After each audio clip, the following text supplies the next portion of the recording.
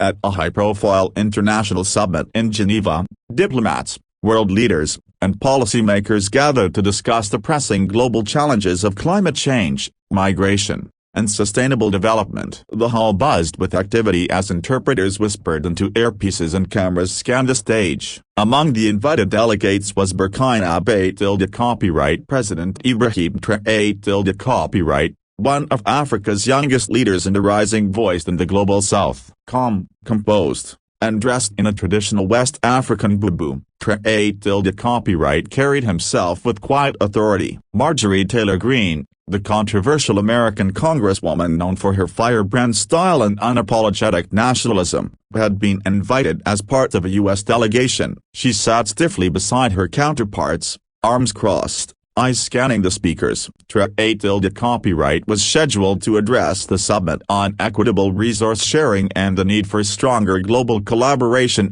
particularly between Africa and the West, to address extractive practices and neo-colonial attitudes still entrenched in modern institutions.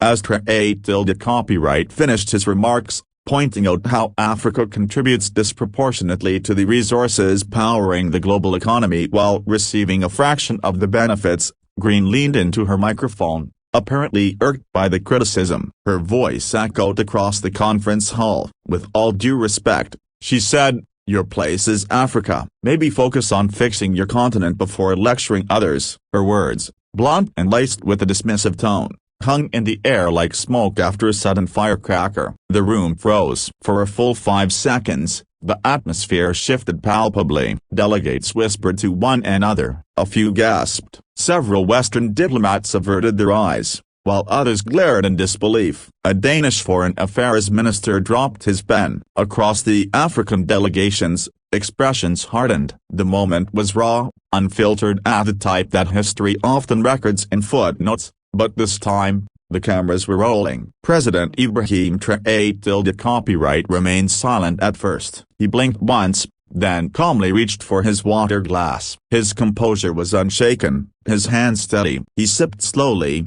as if weighing not just words, but the weight of centuries behind them. Then he leaned forward, tapped his microphone, and began to speak with quiet intensity. "Madam," he said, his voice low but resonant, "I am proud that my place is Africa, the continent that nurtured the first human beings, the origin of philosophy, science, art, and agriculture. I do not deny it, I celebrate it." Greene shifted in her seat, but Traoré copyright did not look away. "Africa, madam, is not a charity case. It is a foundation stone. The lithium in your electric cars, the cobalt in your phones, the uranium powering your cities, the cocoa sweetening your desserts, the cotton in your clothing, those all come from Africa. Our soil sustains your lifestyle. Yet we remain shackled by systems built to keep us exporting raw materials and importing poverty." He paused to let the weight of that sentence settle, and then continued, "When we speak,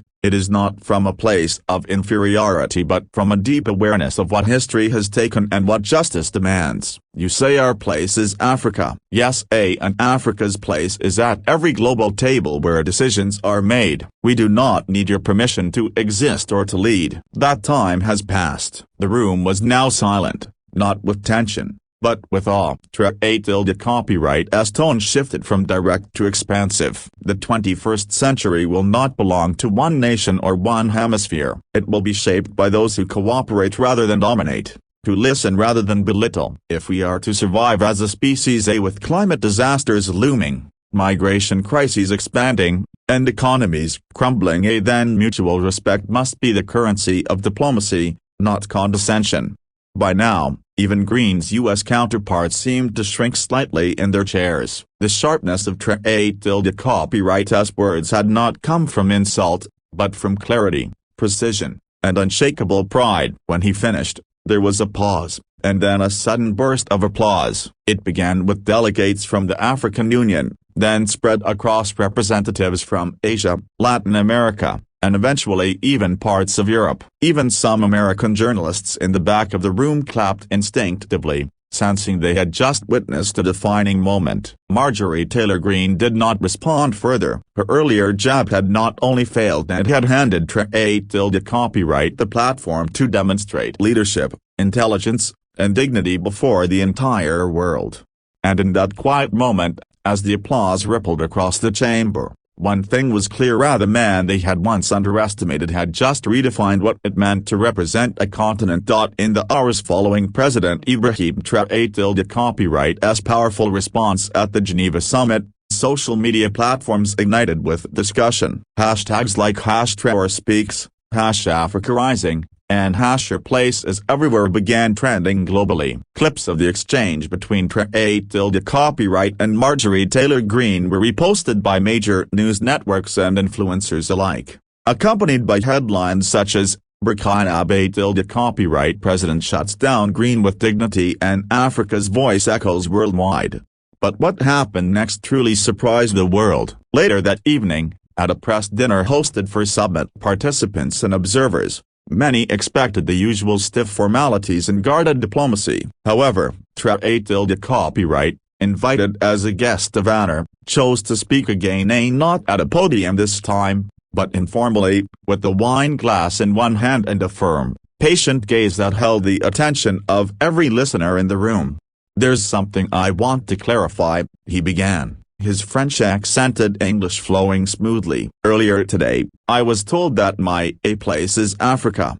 That statement did not offend me, it inspired me." Polite laughter and a few curious glances followed, but he continued, voice steady, calm, layered with quiet power. "Yes, I belong to Africa, but Africa belongs to the world. So do you. So do we all. This isn't about identity politics. It's about shared destiny." Greene, who had declined the invitation to the dinner, had already left Geneva, reportedly avoiding follow-up interviews. But Traoré copyright's words seemed aimed beyond her. He was addressing the world now. The room leaned in closer. "We cannot pretend," he said, "that the world's current order was built on fairness. It was built on extraction, on slavery, on war, on colonization, on the assumption that certain voices were more qualified than others to govern the global conversation. That age is over. It must be." Several diplomats from developing nations nodded. Others raised their glasses in solemn agreement. "Let me tell you something," he added,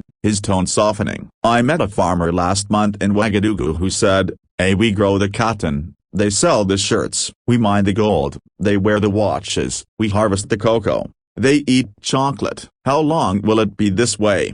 That question haunts me, and it should haunt all of us. Silence. "But I don't come here asking for pity," he said again, echoing his speech from earlier. "I come with proposals." At that moment, Traoré copyright pulled a small notebook from his inner jacket pocket. It was worn and clearly used, filled with notes, annotations, and scribbles. "We are launching a Pan-African cooperative fund to process our own resources, from raw to refined. No more exporting just ore. No more exporting just beans. We're building factories, technology hubs, green energy networks, not just to catch up, but to lead." He paused, his expression unwavering. "And we invite everyone to be part of that progress, even those who doubt us." The message was unmistakable. Traoré copyright wasn't just delivering a counterpunch to Greene's earlier jab, he was drawing their roadmap for a new global alignment, one that didn't revolve around Washington,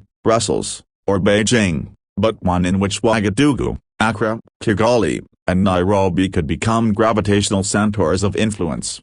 The next morning, the world press erupted with editorials praising Traoré copyright's rare blend of firmness and diplomacy. The Guardian wrote, "A president with the eloquence of Mandela and the clarity of Sankara." Le Monde hailed him as l'homme du futur. Even commentators from typically skeptical outlets conceded that his handling of the Greene controversy had elevated his standing. But perhaps the most surprising reaction came from within the United States itself. Within days, several U.S. lawmakers, including members of both parties, publicly distanced themselves from Greene's remarks. Senator Cory Booker tweeted, "President Traoré copyright reminded us what leadership looks like. His dignity under pressure is something every public servant should study." Even a few conservative voices acknowledged that Greene had been needlessly antagonistic and unhelpful on the world stage. Meanwhile, on the African continent, Traoré tilde copyright as standing sword. Universities invited him to speak. Pan-Africanist groups called for a continental holiday honoring the day Africa spoke back. Young leaders across Francophone and Anglophone countries reposted his speech,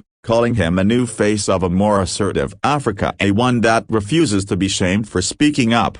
But the most touching moment came a week later, during Traoré tilde copyright's visit to a primary school in Burkina Faso. A young girl stood up during a Q&A session and asked, "Monsieur le Traoré tilde copyright sident, did it hurt your feelings when the American lady said you don't belong?"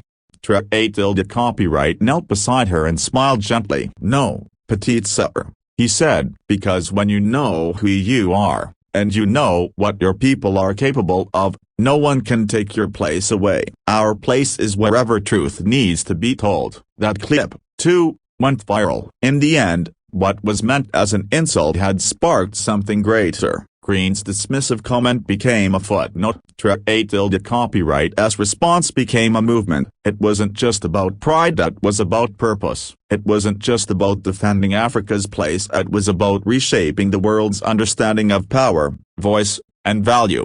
And the message was now unmistakable, echoing far beyond Geneva. Africa is not waiting for permission anymore. It is already leading with grace, with strength, and with its head held high.